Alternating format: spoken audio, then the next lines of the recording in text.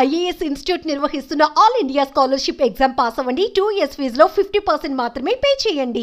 ఆడపిల్లలను భారంగా చూసే రోజులివే. ఎందుకు కారణం? ఇప్పుడు జరుగుతున్న పరిస్థితులు చూస్తే అర్థమవుతుంది. అయితే కొందరి ఇంట్లో ఆడపిల్లలు పుడితే ఎంతగానో బాధపడతారు. కొంతమంది ఆడపిల్ల పుట్టగానే కడతీర్చే వాళ్ళు కూడా ఉంటారు. అబ్బాయి కావాలని ఎంతో మంది భార్యలను వేధిస్తున్నారు. అమ్మాయి పుట్టింది అనగానే బాధపడతారు. కానీ ఇక్కడ మాత్రం ఆడపిల్ల పుట్టిందని ఓ తండ్రి పండగలా సెలబ్రేట్ చేసుకున్నాడు. మహాలక్ష్మి మా ఇంటికి వచ్చిందంటూ సంతోషంతో గంతులేశాడు. ఈ కాలంలో కూడా ఇలాంటి తల్లిదండ్రులున్నారంటే వీళ్ళని చూసి ఎంతో మంది తల్లిదండ్రులు గర్వపడాలి. అంతలా ఆ తండ్రి గర్వపడేలా చేసిన పనేంటో తెలుసుకుందాం. రీసెంట్ గా మొన్న 11వ నెల 29 డేట్ నాడు మాకు మనవరాలు పుట్టింది.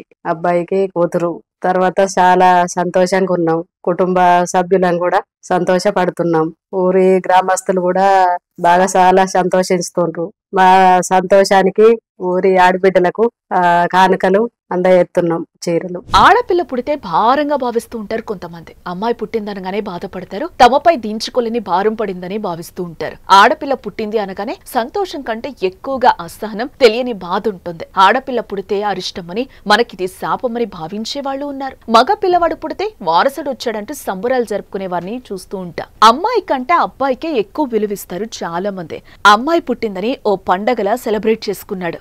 మహాలక్ష్మి మా ఇంటికి వచ్చిందంటూ ఊరంతా చీరలు పంచాడు. నా పేరు ఓగులాజీ, మాది తుంగూరు బీర్పూర్ మండల్, జగిత్యాల డిస్టిక్. అయితే రీసెంట్ గా 29th రోజు మాకు ఆడపిల్ల పుట్టింది. అందుకే మాకు సంతోషంతో మేము ఊర్లో అందరికి మహిళలకు చీరలు పంచాలని నిశ్చయించుకున్నాము. అందుకని చెప్పి ఊళ్ళో ఒక 1400-1500 మంది ఉంటారు ఆడవాళ్ళు. వారికి చీరలు పంపిణీ చేస్తున్నాం ప్రజెంట్. జగిత్యాల జిల్లా బీర్పూర్ మండలం తుంగూరు గ్రామంలో ఓగులపు అజయ్ అనే యువకుడు తనకు ఆడపిల్ల పుట్టిందని ఊర్లో ఉన్న ప్రతి మహిళకు చీరలు పంపిణీ చేశాడు. మహాలక్ష్మి మా ఇంటికి వచ్చిందంటూ ఇంట్లో సంబురాలు నిర్వహించారు. దాదాపు 1500 చీరలు ఇంటింటికి తిరుగుతూ పంపిణీ చేశాడు. ఆడపిల్ల అంటే మహాలక్ష్మి అని, తమ ఇంటికి మహాలక్ష్మి వచ్చిందని అందుకే సంతోషంగా చీరలను పంపిణీ చేసినట్లు అజయ్ తెలిపాడు. అజయ్ అలా పంచడానికి ఒక కారణం ఉందట. అజయ్ బతుకు తెరువు కోసం దుబాయ్ లో పనిచేసేవాడు. అక్కడున్న సమయంలో 2 ఏళ్ల క్రితం 30 కోట్ల లాటరీ తగిలి ఒక్కసారిగా కోటీశ్వరుడైపోయాడు. ఇప్పుడు ఇంట్లో ఆడపిల్ల పుట్టడం ఎక్కువ సంతోషాన్ని ఇచ్చింది. అందుకే ఇంటింటికి ఉచితంగా చీరలు పంపిణీ చేశానని అజయ్ చెప్పుకొస్తున్నాడు.